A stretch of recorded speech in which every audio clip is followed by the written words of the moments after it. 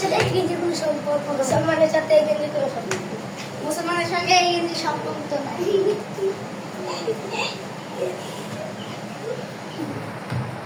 যারা মুমিন, যারা মুসলমান, তাদের এই গেঞ্জির সাথে কোনো সম্পর্ক নেই। আপনি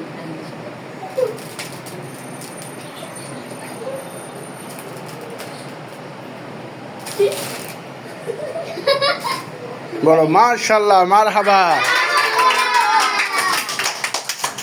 আজকে আমাদের কোনো ইহুদির, কোনো খ্রিস্টানের গেঞ্জির সঙ্গে মুসলমানের কি নাই কোনো সম্পর্ক, তাই আমরা এটার কি জানাইলাম, বয়কট জানাইলাম। কি জানাইলাম?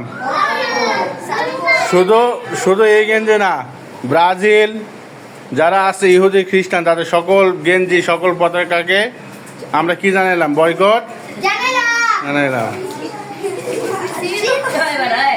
এই স্যার